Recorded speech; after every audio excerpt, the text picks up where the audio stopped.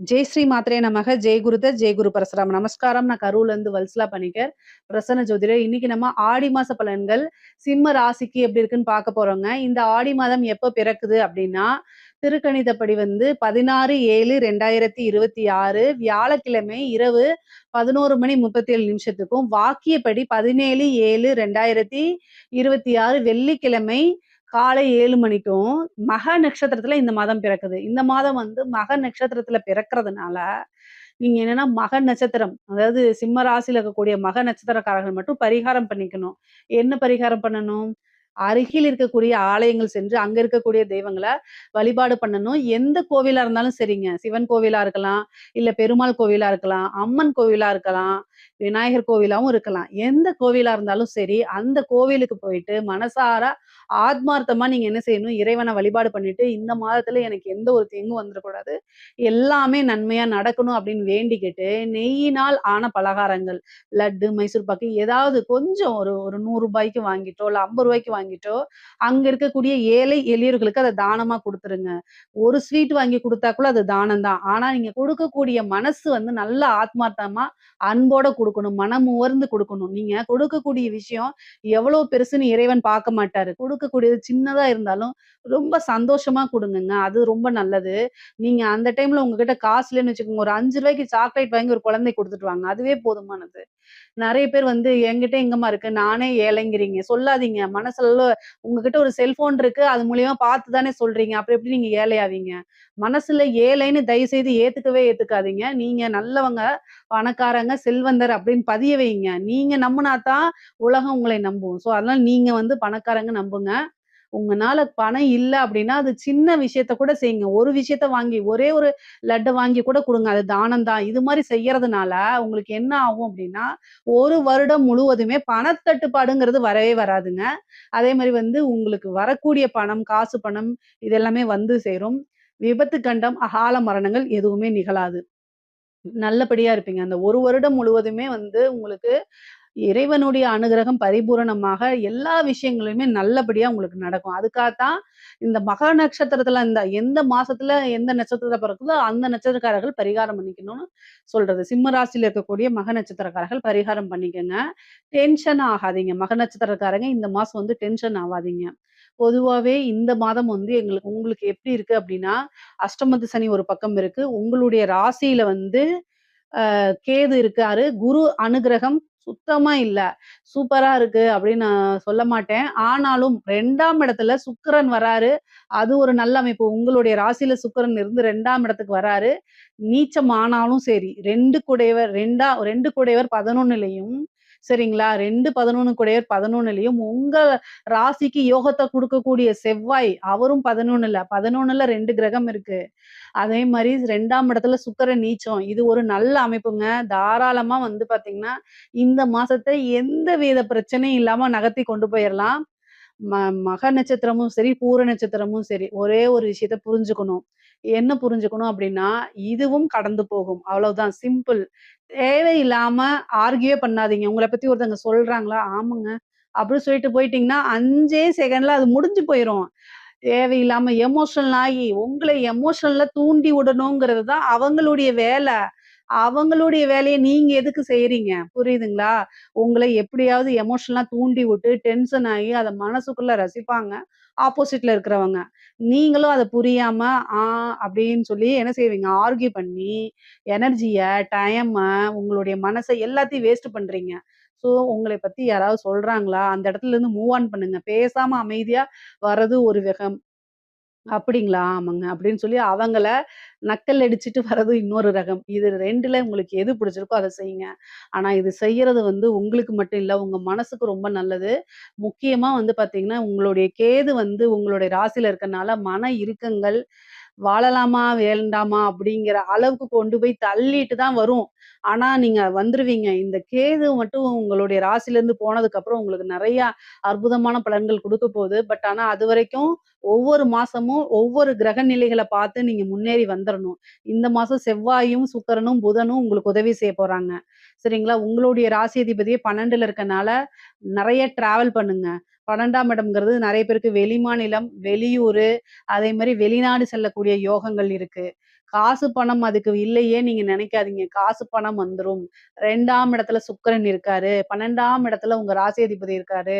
Mind சரியில்ல அப்டின்னா travel பண்ணுங்க. ஒரு புனித யாத்திரை போங்க. புனித நதிகள்ல நீராடுங்க. இந்த நீர் ராசியில தான் உங்களுடைய ராசிதிபதி சூரியன் இருக்கனால, குருவும் இருக்கனால, இந்த மாதம் உங்களுக்கு என்ன அப்டின்னா, ஆடி 18 வரும்போது, புனித நதிகளுக்கு சென்று நீராடி நல்ல பலாபலன்கள வாங்கிக்கங்க.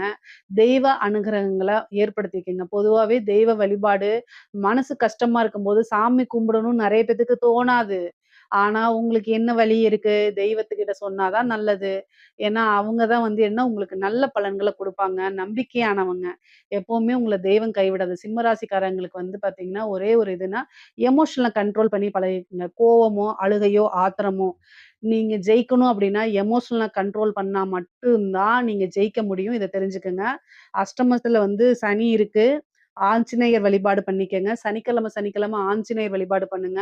கையெடுத்து ஜெய் ஸ்ரீராம்னாலே அவர் வந்துருவாரு. வந்து உங்களுக்கு உதவி செஞ்சுருவாரு.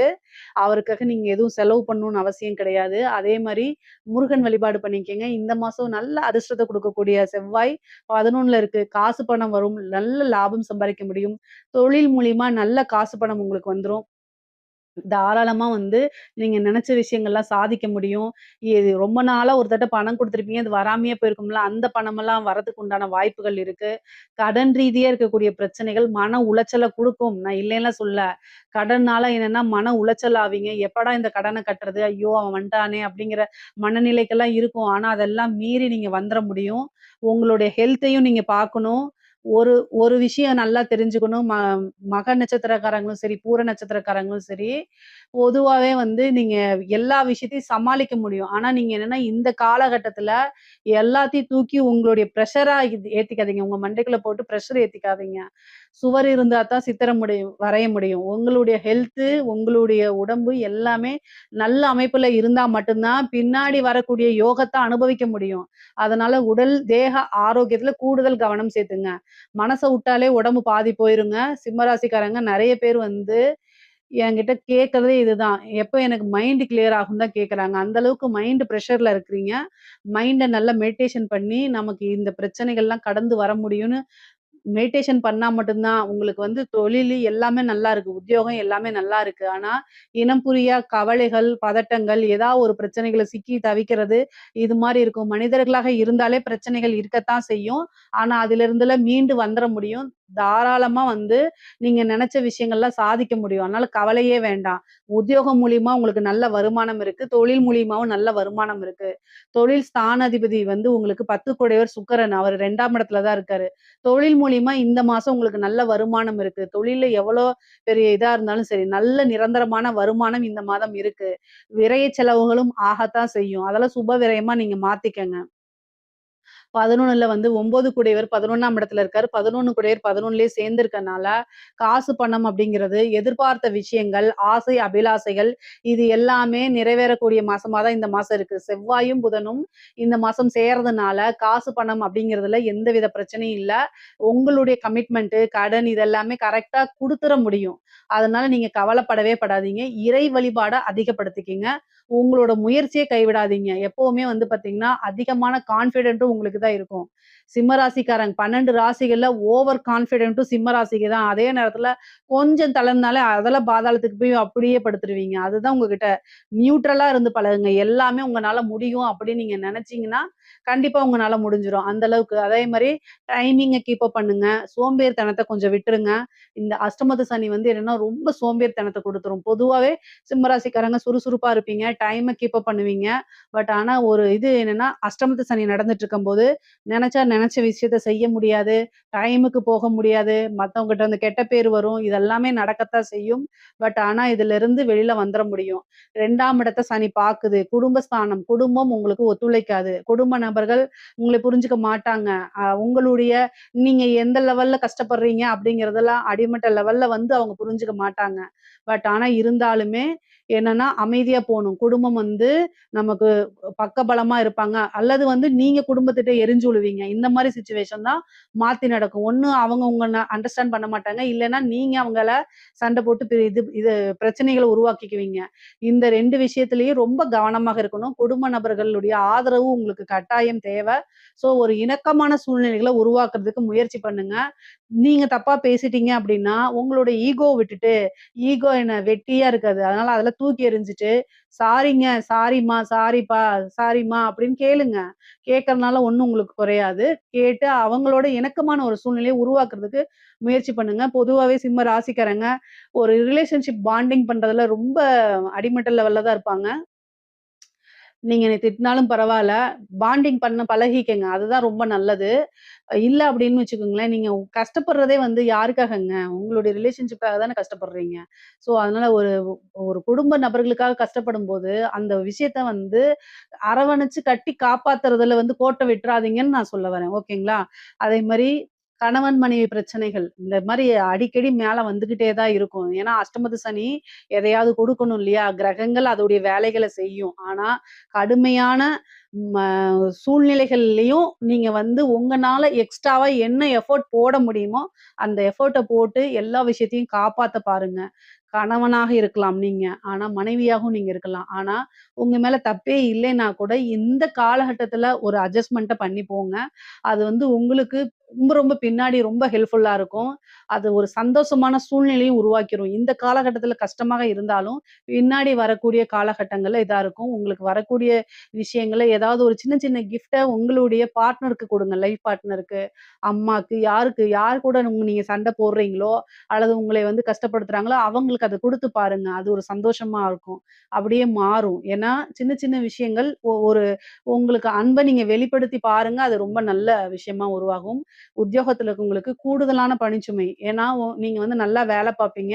திறமைசாலி. அத வந்து என்ன செய்வாங்க, "நீ நல்லா வேலை பார்க்குறேன்னு" சொல்லி உங்களைய வேலை வாங்கிட்டு, அதுக்கு உண்டான காசு பணத்த குடுக்க மாட்டாங்க. இதனால மன உளைச்சல் ஆவீங்க. அவங்க எப்படி உங்களைய நைஸா பேசி வந்து வேலை வாங்குறாங்களோ, அது மாரி நீங்களும் நைஸா பேசி, காசு பணத்த வாங்குறதுக்கு முயற்சி பண்ணுங்க. வேலையிலேருந்து தப்பிக்க முடியாது. அட்லீஸ்ட் காசு பணத்த வாங்கலாம்ல. சனி 2ஆம் இடத்த பார்க்குறாரு. அப்ப நீங்க என்ன எஃபோர்ட் போடுறீங்களோ, உழைக்கிறீங்களோ, அதுக்கேத்த பணம் வரணும். குடுத்துருவாரு. சனி குடுத்துருவாரு. ஸோ இந்த மாசம் வந்து சுக்கிரன் 2ஆம் இடத்துல இருக்கனால, எப்படியாவது பேசி காசு பணத்த வாங்கிரலாம். இந்த மாசம் கூடுதலான பணம் கட்டாயம் உண்டு. கூடுதலா ஒரு திடீர் அதிர்ஷ்டம் இருக்கு. நல்ல வருமானம் அப்படிங்கிறது இந்த மாசம் உறுதியாக உண்டு, உண்டு, உண்டு. அதனால அதுலலாம் நீங்க கவலைப்படாதீங்க. சிம்ம ராசியில இருக்கக்கூடிய பெண்கள் கணவர்கிட்ட சண்டை போடாதீங்க. பொதுவா ஆணாக இருந்தாலும், பெண்ணாக இருந்தாலும் சரி, கணவன் மனைவியையும், மனைவி கணவனையும் ஒருவரைக்கொருவர் அனுசரிச்சு செல்லக்கூடிய காலகட்டமா இது இருக்குது. புது புது விஷயங்கள செய்யுங்க. அதுல சக்சஸ் ஆகுறதுக்கு வாய்ப்பு இருக்கு. நெறைய பேத்துக்கு அரசாங்க வேலை கிடைக்கிறதுக்கு உண்டான அமைப்புகள் இருக்கு. இந்த மாதம் வந்து 4 குடையவர் செவ்வாய் அவர் 11ல இருக்கனால, கவர்மெண்ட் எக்ஸாம்ஸ் எழுதியிருக்கவங்கலாம் இப்ப திடீர்னு ஒரு அதிர்ஷ்டம். நல்ல ஒரு போஸ்டிங் கிடைக்கும். எந்த லஞ்ச லாவணியம் இல்லாம உங்களுடைய திறமைய பேஸ் பண்ணி மட்டுமே இது கிடைக்க போகுதுங்க. நல்ல அமைப்புகள் இருக்கு. அதே நேரத்தில தேக ஆரோக்கியத்தில கவனமாக இருங்க. படிப்புல நல்லா படிப்பீங்க. ஆனா எதிர்பார்த்த ரிசல்ட் வரலையே! அப்படின்னு கவலைப்படாதீங்க. உங்களுக்கு நல்ல அமைப்புகள்லாம் இருக்கு. பொதுவாவே வெளிநாட்ல வேலை பார்க்கணும்னு நினைக்கிறவங்கலாம் இந்த டைம்ல அப்ளை பண்ணுங்க. கிடைச்சிரும். இந்த மாசம் வெளிநாடு போறதுக்கு வாய்ப்பு இருக்கு. உத்தியோக ரீதியாகவோ, அல்லது பிசினஸ் ரீதியாகவோ, தொழில் ரீதியாகவோ வந்து வெளிநாடுகளுக்கு சென்று வேலை பார்க்கக்கூடியது, வெளிநாடுகளுக்கு சென்று வரக்கூடிய அமைப்புகள்லாம் இருக்கு. சிம்ம ராசிக்காரங்களுக்கு இந்த மாதம் வந்து நீண்ட தூர பிரயாணம் பண்றது, வெளியூரு, வெளிமாநிலம், வெளிநாடுகளுக்கு செல்லக்கூடிய அமைப்பு, புனித நதிகள்ல நீராடுறது, இந்த மாரி அமைப்புகள்லாம் இருக்கு. உங்களுடைய முயற்சிகள கட்டாயம் எப்பவும் போல நீங்க செஞ்சுட்டே இருங்க. அதுக்கு உண்டான பலாபலன்கள் உறுதியாக இந்த மாசம் உங்களுக்கு கிடைக்கும். குரு வந்து 12ல மறைஞ்சுட்டாரேன்னு கவலைப்படாதீங்க. 12ல இருந்தாலும் 4ஆம் இடத்த பார்க்குறாரு. 4ஆம் வீட்ட பார்க்க 6ஆம் வீட்ட பார்க்குறாரு. அப்ப வந்து என்னன்னா, ஒரு வீடு வாங்குறது, ஒரு பிசினஸ் ஸ்டார்ட் பண்றதுக்கு ஒரு லோன் கிடைக்கிறது, ஒரு வீடு வாங்குறதுக்கு, வீடு கட்டுறதுக்கு லோன் கிடைக்கிறது, பெரிய வாகனங்கள் வாங்குறதுக்கு ஒரு லோன் கிடைக்கிறது. இந்த மாரி உங்களுக்கு லோன் கிடைச்சிரும். ஆல்ரெடி ஏற்கனவே கடனால கஷ்டப்பட்டுட்டு இருந்தீங்கனாலும், குருவோடைய அனுகிரகம் இருக்கனால, கடன கட்டி முடிச்சு இந்த வருஷத்துல வெளில வந்துர முடியும். அந்த மாதிரி அமைப்புகள்லாம் இருக்குது. சிம்ம ராசியில இருக்கக்கூடிய கலை சார்ந்த இவங்களுக்கு வந்து பாத்தீங்கன்னா, கலைத்துறை சார்ந்தவங்களுக்கு அற்புதமான பலன்கள் இருக்கு. பாசிட்டிவோ, நெகட்டிவோ மக்கள் கிட்ட நீங்க சென்றடைஞ்சிருவீங்க. நெகட்டிவா போர்ட்ரேட் ஆகுறது இந்த மாரி அமைப்புகள் இருக்கு. ஆனாலும் மக்கள் கிட்ட ரீச் ஆயிருவீங்க. காசு, பணம் எல்லாமே வந்துரும். அதுல எந்தவித உங்களுக்கு தங்கு தடையுமே இருக்காது.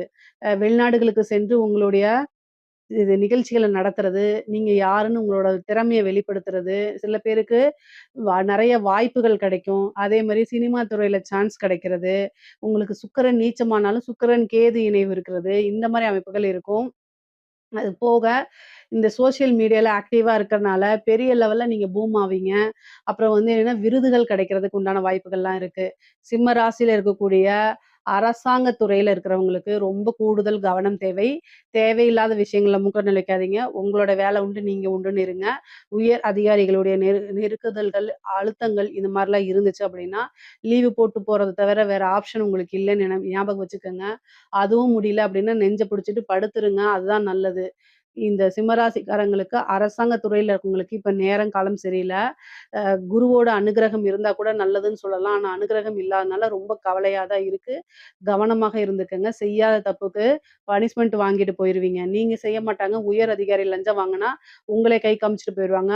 அல்லது வந்து அவங்க செய்ய சொல்லி ஒரு விஷயத்த அன்அஃபிஷியலா செய்யும்போது, அதுல நீங்க என்கொயரிக்கு ஆளாவீங்க. துறை சார்ந்த நடவடிக்கை எடுக்கிறதுக்கு ஆளாவீங்க. அதனால ரொம்ப கூடுதல் கவனம்.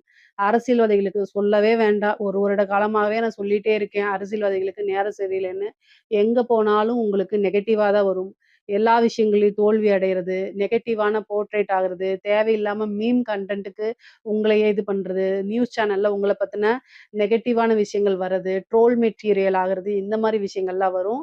பொதுவாவே வந்து சிம்ம ராசியில இருக்கக்கூடிய அரசியல்வாதிகள் உங்களுடைய ஆஸ்தான ஜோதிடர பார்த்து அதுக்கு உண்டான பூஜை, பூஜை, யாகங்கள், வேள்விகள், தாந்திரிக பரிகாரங்கள் பண்ணும்போது, உங்கள பத்தின அந்த நெகட்டிவ் குறைஞ்சு பாசிட்டிவா மாறுறதுக்கும், மக்கள் கிட்ட ஈஸியா சென்றடையறதுக்கும், வெற்றி வாய்ப்புக்கும் வாய்ப்புகள் இருக்கு. அதனால இந்த மாரி விஷயங்கள யூஸ் பண்ணிக்கங்க. நான் சொன்ன சில விஷயங்கள ஃபாலோ பண்ணீங்கனாலே, உங்களோட வாழ்க்கையில சிம்மராசிக்காரங்களுடைய வாழ்க்கையில எல்லா விஷயத்திலயும் முன்னேற்றம் அடையலாம். நல்லபடியாவும் இருக்கலாம். இதுல ஏதாவது சந்தேகங்கள் இருக்கு அப்படின்னா, கமெண்ட்ஸ்ல கேளுங்க. கட்டாயம் நான் ஆன்சர் பண்றேன்.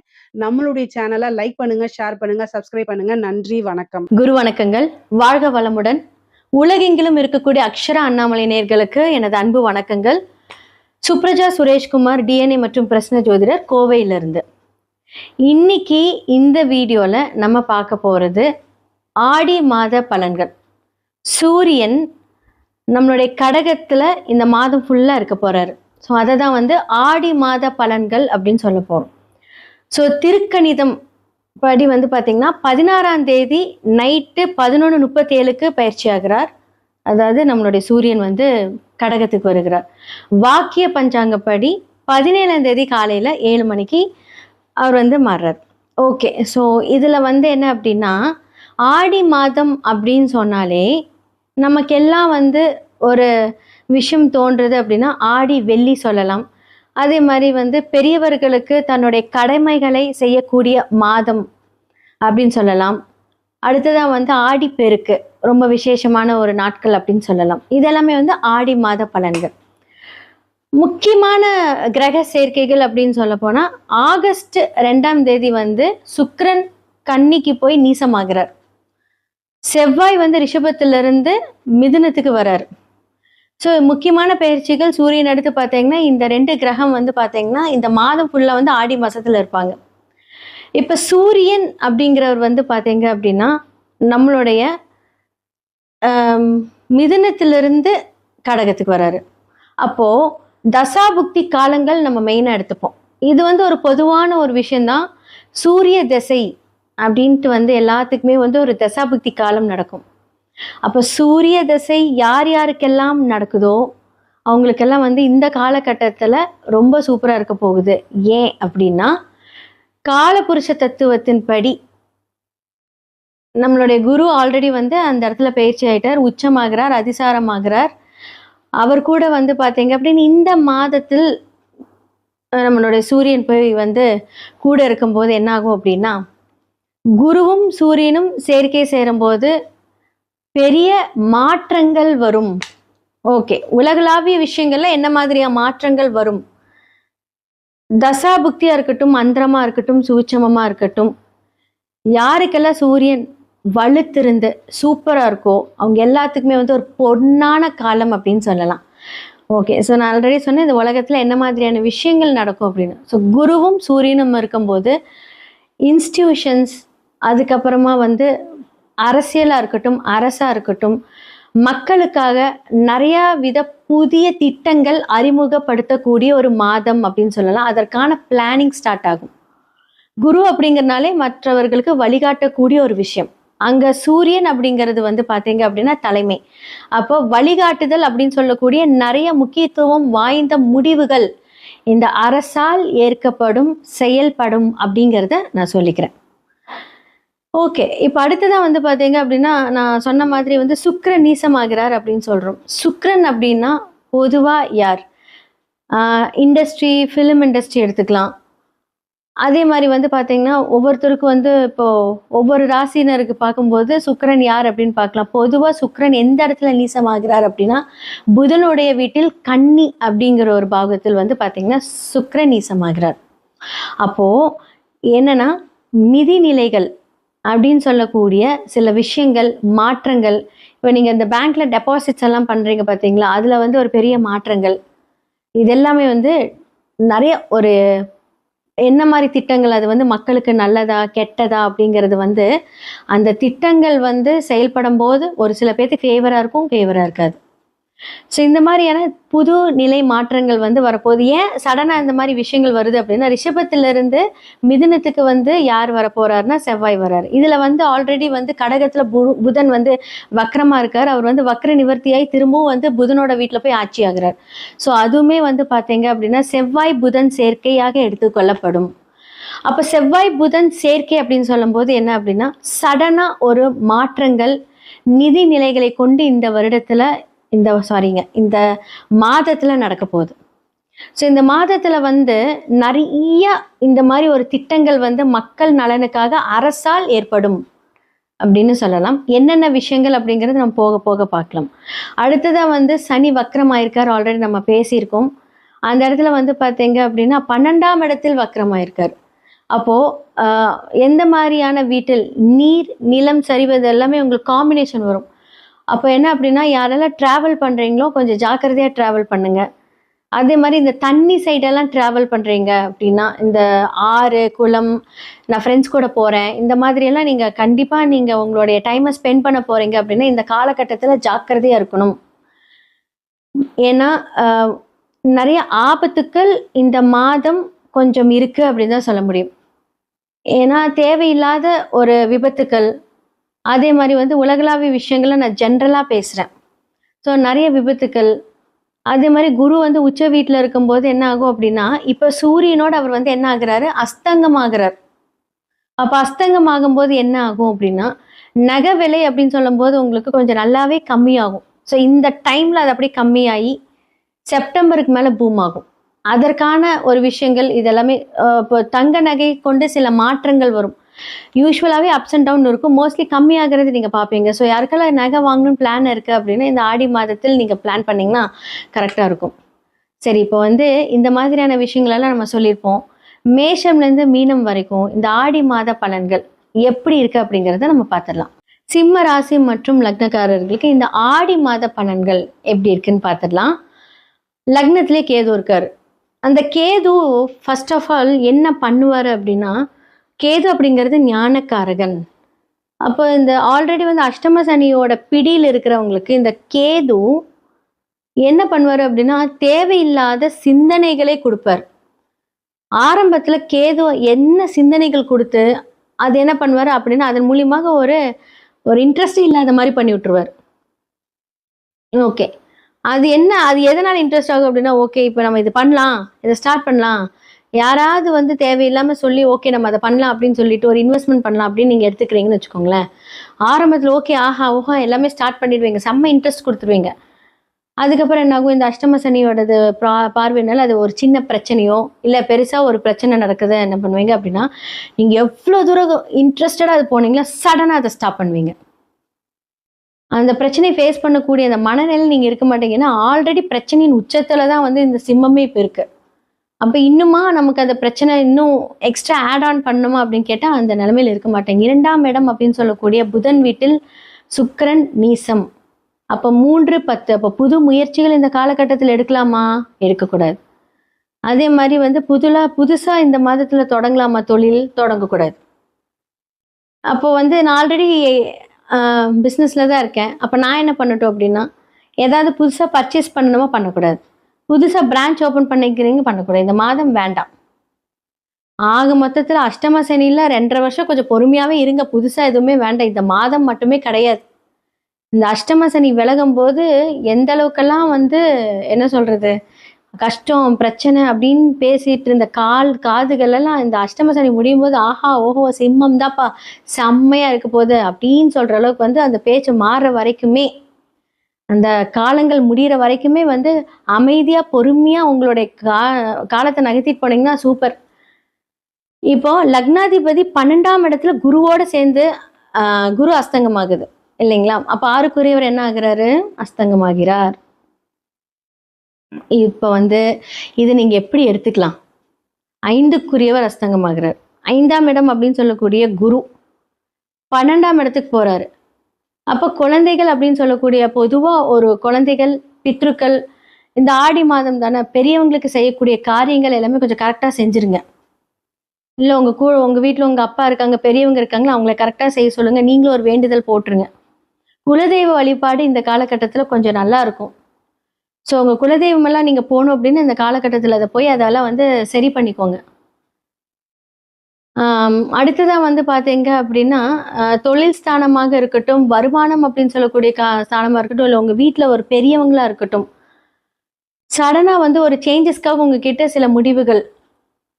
பொதுவா வந்து பார்த்தீங்க அப்படின்னா, ஒரு இடம் வாங்கலாம் அப்படின்னா, உங்களுக்கு வந்து தேவையில்லாம ஒரு இடத்த தான் குடுப்பாங்க. ஏன்னா வந்து பார்த்தீங்கன்னா, செவ்வாய் புதனோட இருக்கு. ஓகே நீ லோன் வாங்கு, ஒரு இடம் வாங்கு, ஒரு வீடு வாங்கு, இல்ல வந்து ஒரு இடம் விக்கிறது அப்படின்னா, இந்த காலகட்டத்துல வந்து பார்த்தீங்கன்னா, விக்கிறது அப்படிங்கிறதே கொஞ்சம் தடுமாற்றமா இருக்கும். ஏதாவது ஒண்ணு வாங்கும்போது இந்த காலகட்டத்துல வாங்கலாமான்னு கேட்டா, நான் எதையுமே ஸ்டார்ட் பண்ணக்கூடாது, வாங்கக்கூடாதுன்னு சொல்லியிருக்கேன். ஏன்னா அஷ்டம சனி பார்வையும் இருக்கு. அப்போ சுக்கிரன் அப்படின்னு சொல்லக்கூடிய வருமானத்தில் இப்போ கொஞ்சம் தடையும், தாமதமும், ஒரு இழுபறி அப்படிங்கிற ஒரு விஷயம் வந்து நடக்கும் சிம்மத்துக்கு. அப்போ கொஞ்சம் வந்து இந்த எப்படா விலகும் அப்படின்ற ஒரு இதுல தான் இருக்கும். ஆனா பணம் அப்படின்னு சொல்லக்கூடிய விஷயங்கள் வரும்.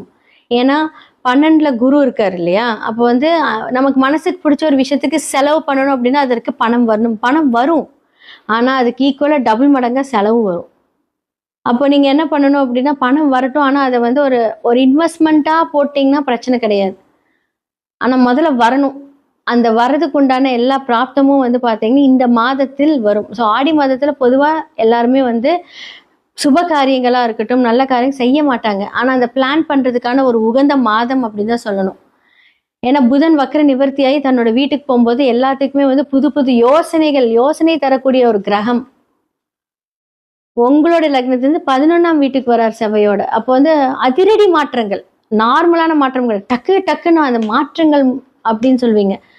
ஏன்னா அந்த இடத்துல சுக்கிரன் நீசமாக இருந்தாலும் வீடு கொடுத்தவர் வந்து செவ்வாயோட இருக்காரு இல்லையா? ஆனா அங்க செவ்வாய் யார்? அங்க பகையால இருக்காரு.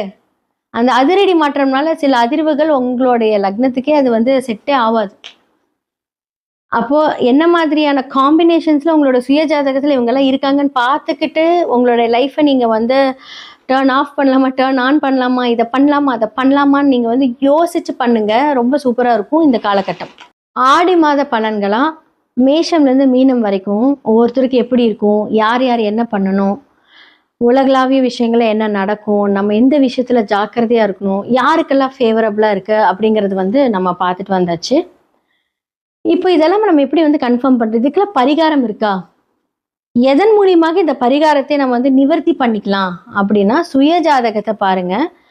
ஏன்னா இப்போ வந்து உங்களுக்கு வந்து பிரச்சனைக்குரிய ஒரு கிரகம், இப்போ வந்து உங்களுக்கு வந்து சனி வந்து உங்களுடைய லக்னத்துக்கு ரொம்ப ஒரு பெரிய பிரச்சனைக்குரியவரா இருக்காரு அப்படின்னா, அவர் வக்ரமா இருக்காருன்னா அது நல்ல பலன்களை மட்டுமே தரும். இப்போ பொது பலன்களை நான் கேட்டு வந்து அச்சச்சோ நமக்கு இப்படி ஆயிடுமோன்னு நினைக்காதீங்க. இந்த மாதிரி கிரக அமைப்புகள் இதெல்லாம் நடக்கும். எனக்கு நிறைய பேர் கால் பண்ணுவாங்க. கால் பண்ணும்போது நீங்க சொல்றது அப்படியே என் வாழ்க்கையில் நடக்குது அப்படின்னு சொல்லுவாங்க. ஆனா ஒரு சில பேர் வந்து நீங்க என்ன இப்படி சொல்றீங்க, எனக்கு அந்த மாதிரிலாம் நடக்கல அப்படிம்பாங்க. அப்போ ஒவ்வொருத்தருக்கும் அது பொருந்தும், ஒவ்வொருத்தருக்கு அது பொருந்தாது. அப்போ என்ன பண்ணலாம், சுய ஜாதகத்தை பார்த்து அதை ரெக்டிஃபை பண்ணிக்கோங்க. ஸோ ஜெம்ஸ்டோன்ஸ் மூலிமா நிறைய வைப்ரேஷன்ஸை நம்ம வந்து சரி பண்ணிக்கலாம். நியூமராலஜி மூலியமாக, ஏன்னா பிகாஸ் இதெல்லாமே வந்து நான் சொல்றதுல பெஸ்ட் சொல்யூஷன், வாழ்க்கை ஃபுல்லாக உங்களோட வழி நடத்தும். ஒரு சில நேம் சேஞ்சஸாக இருக்கட்டும், ஃபோன் நம்பர் சேஞ்சஸாக இருக்கட்டும், அப்போ வந்து அந்த நட்சத்திரங்களின் ஆய்வுப்படி அதை நம்ம சரி செய்துக்கிட்டோம் அப்படின்னா வாழ்க்கையில் நிறைய மாற்றங்கள், விதியை மதியால் வென்று நிறைய மாற்றங்கள் மூலியமாக நம்மளுடைய வாழ்க்கையிலையும் சரி, தொழிலையும் சரி, வேலைகளிலும் சரி, செய்யக்கூடிய செயல்பாடுகளும் சரி, நம்ம வந்து அந்த முன்னேற்றத்தை பார்க்கலாம். கண்டிப்பாக நடக்குங்க.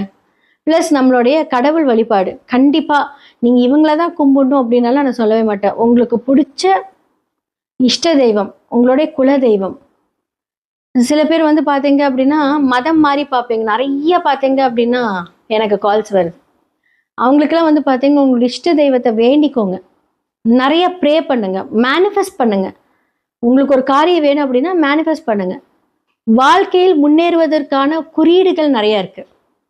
அப்போ நீங்கள் வந்து ஜாதகம் பார்க்கும்போது அடிஷ்னலாக வந்து பார்த்தீங்க அப்படின்னா இதெல்லாம் நீங்கள் சரி செய்துக்கிட்டீங்க அப்படின்னா எவ்வளோ பிரச்சனையாக இருந்தாலும் அதில் நம்ம ஃபேஸ் பண்ணி நடக்கக்கூடிய வழிகளை கண்டிப்பாக நான் காமிப்பேன். ஸோ கண்டிப்பாக நான் சொல்கிற இந்த பரிகாரங்கள், இந்த விஷயங்கள் எல்லாம் நம்ம செய்யும்போது நிறைய மாற்றங்கள் வரும்போது நமக்கு புது புது விஷயங்கள் மேலே நம்பிக்கை வரும். அப்போ ஜோதிடத்தில் வந்து பார்த்தீங்க அப்படின்னா எல்லாத்துக்குமே சொல்யூஷன் இருக்குது. பிரச்சனை வருது அப்படின்னா அங்கே சொல்யூஷன் இருக்கு. அது எப்படி அந்த பாவக ரீதியாக, ராசிகள் ரீதியாக, ஸோ எதுக்கு அதை கரெக்டாக வந்து ஆப்டாக நம்ம வந்து வாழ்வில் பரிகாரங்கள் செய்தால், சில பேர் வந்து பார்த்தீங்கன்னா கோயிலுக்கே போக மாட்டாங்க. நான் மற்ற மதத்தை சொல்கிறேன், நான் கோயிலுக்கெல்லாம் போக மாட்டேங்க, நான் இந்த பரிகாரம் அப்படின்னு சொன்னீங்க அப்படின்னா வாழ்வியல் பரிகாரங்கள் மூலியமாக கண்டிப்பாக மாற்றிக்கலாம்.